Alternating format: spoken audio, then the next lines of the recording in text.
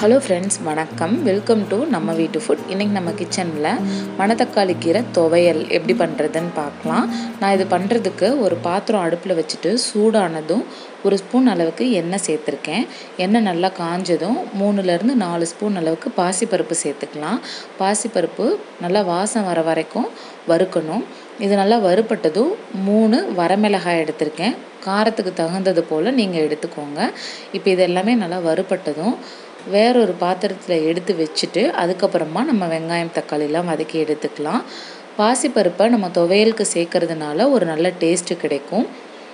இப்போ அந்த பாத்திரத்தை அடுப்பில் வச்சுருக்கேன். கொஞ்சமாக எண்ணெய் இருக்குது. இன்னும் கொஞ்சம் எண்ணெய் சேர்த்துட்டு வெங்காயம் சேர்த்துக்கலாம். நான் ஒரு 7-8 சின்ன வெங்காயத்தை கட் பண்ணி வச்சுருக்கேன். கூடவே ஒரு 3 பல் பூண்டு, கொஞ்சம் பெரிய சைஸு, அதையும் நல்லா கட் பண்ணி வெங்காயத்தை கூட சேர்த்துருக்கேன். இதெல்லாம் நல்லா வதக்கி எடுத்துக்கலாம். உங்கள்கிட்ட பெரிய வெங்காயம் இருந்தாலும் சேர்த்துக்கோங்க. இப்போ வெங்காயம் நல்லா வதங்கினதும் நான் ஒரு தக்காளி சேர்த்துக்கிறேன். ஒரு மீடியம் சைஸில் ஒரு தக்காளி அதை சேர்த்துக்கிறேன்.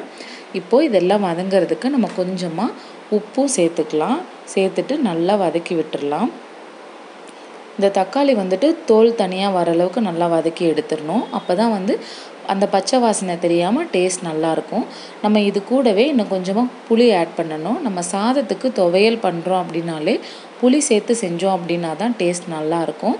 இப்போ கொஞ்சமாக புளி சேர்த்துட்டு நான் க்ளீன் பண்ணி வச்சுருந்த மணத்தக்காளி கீரை ஒரு கைப்பிடி அளவுக்கு சேர்த்துருக்கேன். இப்போ இது எல்லாத்தையும் நம்ம நல்லா வதக்கிடலாம். இந்த கீரை பச்சை வாசனை போக நல்லா சுருளை வதங்கி கிடைக்கட்டும்.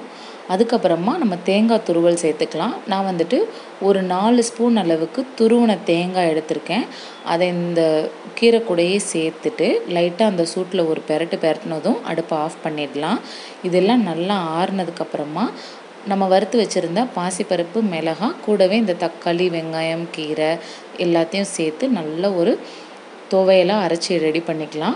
இது சாதத்து கூட சாப்பிட்றதுக்கு ரொம்ப டேஸ்ட்டாக இருக்கும். தோசை கூடையும் நம்ம அப்படியே சாப்பிடலாம். இதே மாதிரி நீங்களும் செஞ்சு பார்த்துட்டு எப்படி இருக்குது அப்படிங்கிற ஃபீட்பேக்கை என் கூட கமெண்ட்டில் ஷேர் பண்ணிக்கோங்க. இந்த வீடியோ பிடிச்சிருந்தா லைக் பண்ணுங்கள்.